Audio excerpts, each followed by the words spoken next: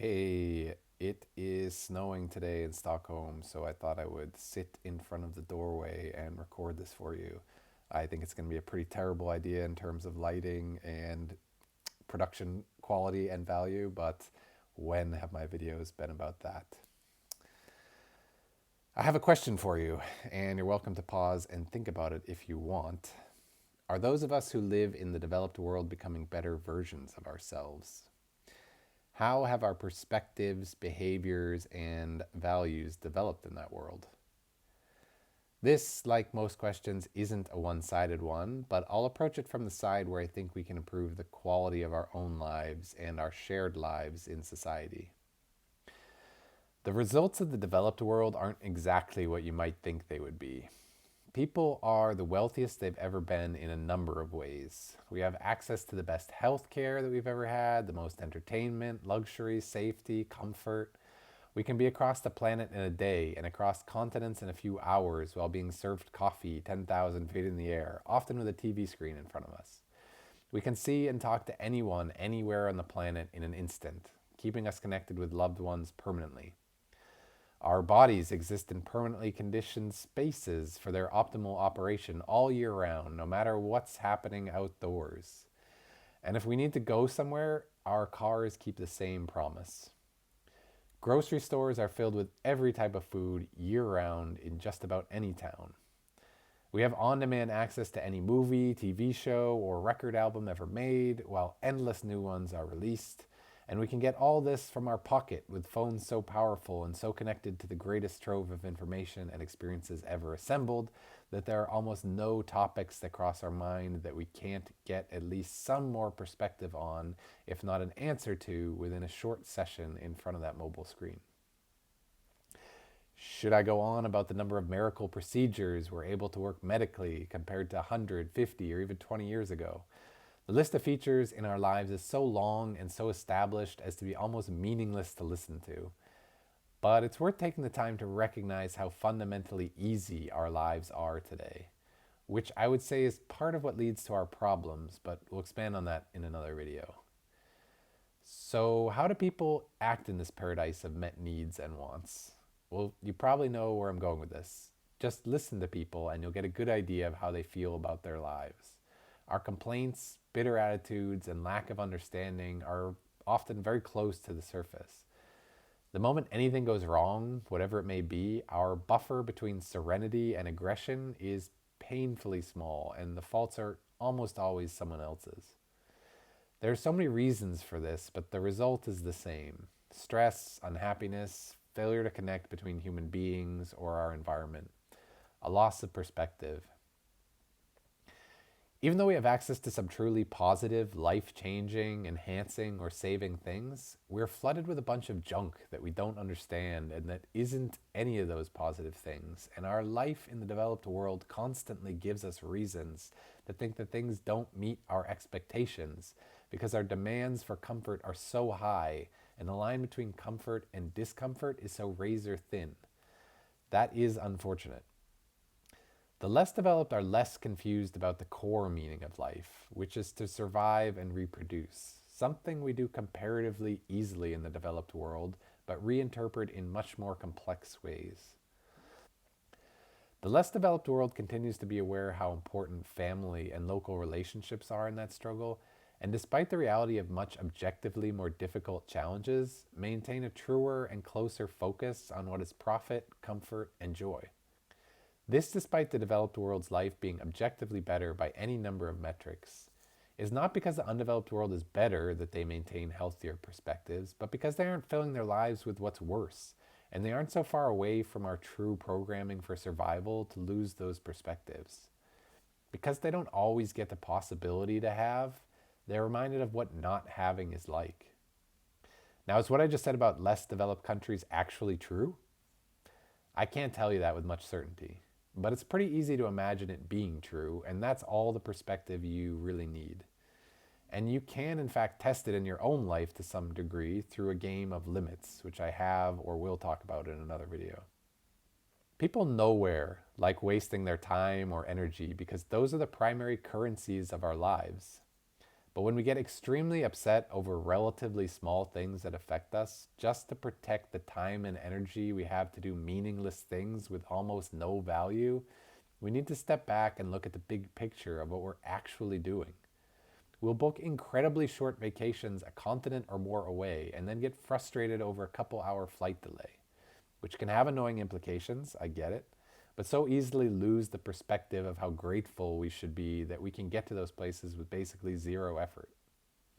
A couple of years ago, I did a long bike trip and took many weeks to get somewhere I could have flown to in 4 hours. I remember the beginning of the trip being passed by trains that would have gotten me where I was going in hours instead of days, while I was sitting and staring out a window in a comfy seat. And if you consider all the food I had to feed myself with over those days, the train was probably cheaper too.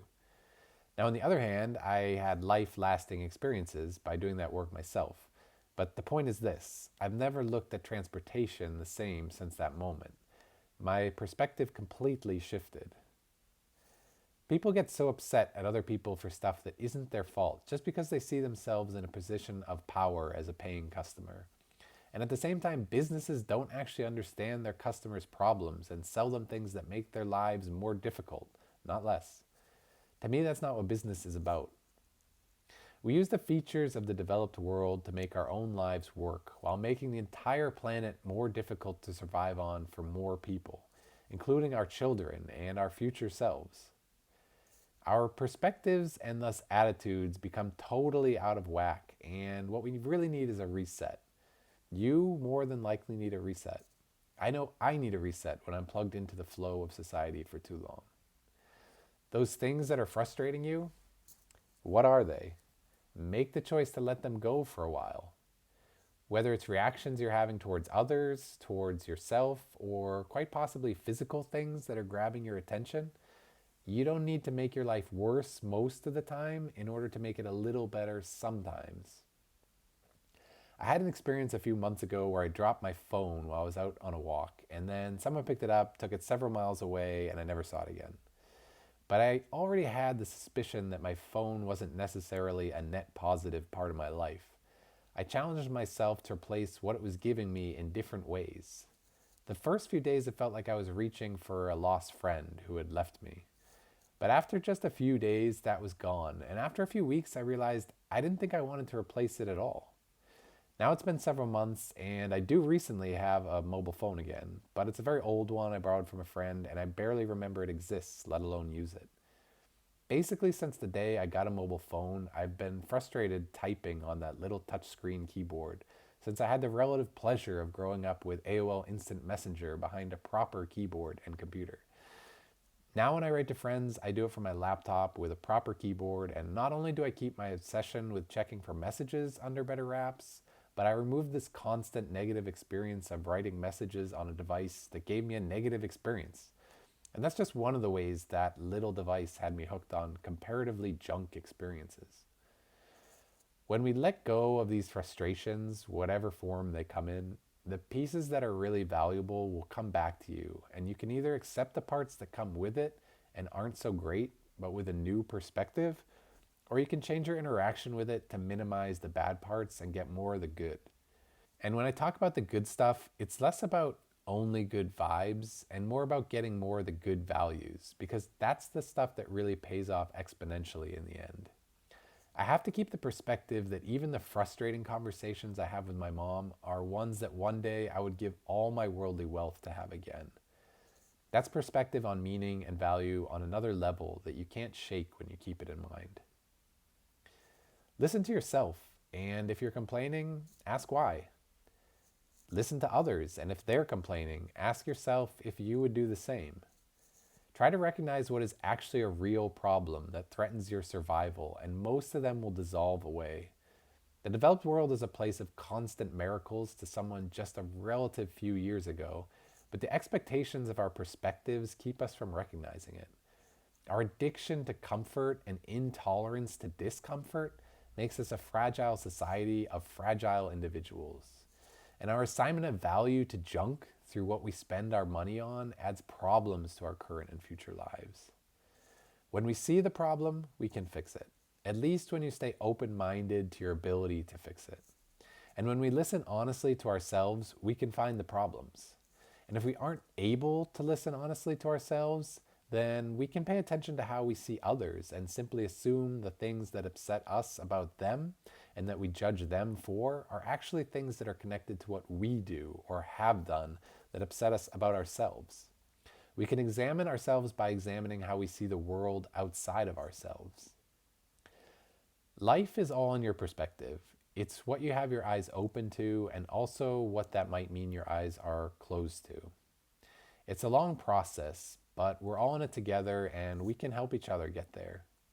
There's a higher quality society out there. In fact, it's already there, and it's waiting for each of us as connected individuals to step into and bring into a shared reality. But even still, our lives will never be perfect and will always have challenges. And that's exactly how we want it.